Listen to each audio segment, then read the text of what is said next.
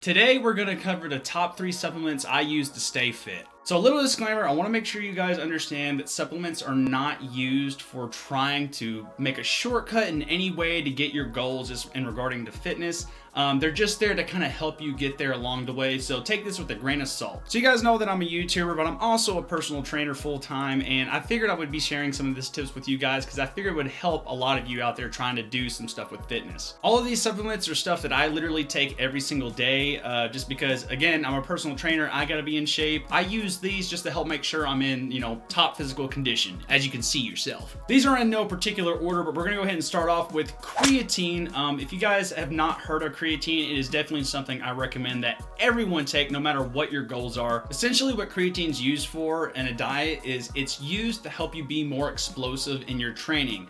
And the reason that can be very helpful whenever you're trying to lose weight, or even especially when you're trying to gain muscle, or both, is whenever you're training, it will allow you to get out more reps at a heavier weight. The reason why that's important for muscle gain is kind of obvious. The more weight you can lift at more reps, obviously there's going to be more muscle involved. Where that helps with fat loss is if you are gaining more muscle, the more muscle is actually going to help you burn more calories and therefore help you drop body fat percentage. As far as like how much I recommend you guys take, they typically come in 5-gram servings. I've got a few here. These ones come in like 5-gram capsules, and then I've got another kind here that's a powder, and it comes in a 5-gram scoop. Basically, as kind of a rough estimate for people who are watching this video, I basically tell people to take about 5 grams if you're under 200 pounds and take 10 grams if you're over 200 pounds. And you take this every single day. You don't take a day off of this unless you just want to take a little bit of a break from it, but you can take this every single day for up to a few years, honestly. Actually, one of the certifications I have is in creatine research. So, and all the research I've seen so far is that you could be taking this stuff for a long amount of time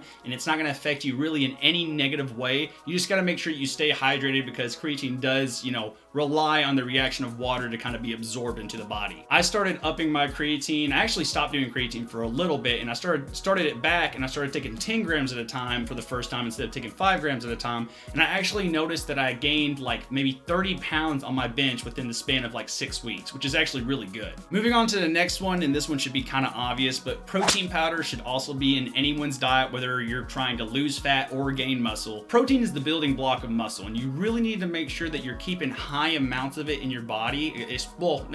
In your diet. Reason being is because if you don't have like high amounts of amino acids in your bloodstream, and basically if you don't know what amino acids are, it's what the building blocks of protein is. So the building blocks of muscle is protein, and the building blocks of protein is amino acids. Essentially what happens is if you're eating too little calories and your amino acid ratio in your bloodstream is kind of low, your body's gonna burn muscle before it burns fat. So if you're trying to burn fat, you really want to make sure that you keep as much muscle as possible, because what that muscle is going to do is it's actually going to help burn the fat. And if you're eating too little amount of calories, which is typically what I see with a lot of women out there, if you're eating too little, then basically what's going to happen is you're going to burn all the muscle off, you're going to keep the fat, and then you're going to binge eat because you just got done starving yourself. And after you get done binge eating, you're going to turn all those calories you just ate into fat, not muscle. And that's where protein comes in, or a high protein diet. And typically at first, whenever I put people, or at least my clients, on high protein diets and they're not used to it, it can be kind of rough figuring out where you're going to get that protein from. And that's definitely where I recommend the protein shakes. And even if you are, even if you have been dieting for a long time, I still recommend the protein shakes because it makes it so much easier to get the protein in. Even if you're lactose intolerant, they make a bunch of different kinds of protein shakes. They make vegan protein shakes, they make beef protein shakes, they make the most popular one, whey protein, they make casein protein, there's all kinds. But some protein shake or protein supplement is definitely preferred to help you get your protein ratio up. And last but definitely not least, we have vitamin D. A lot of people probably didn't realize this one was going to be on the list, and you're probably wondering, well, why didn't I just put multivitamin on there? And I do recommend you take a multivitamin as well. Don't get me wrong on that. But the thing about vitamin D is that most of the population is highly deficient in vitamin D. And the darker your skin color is,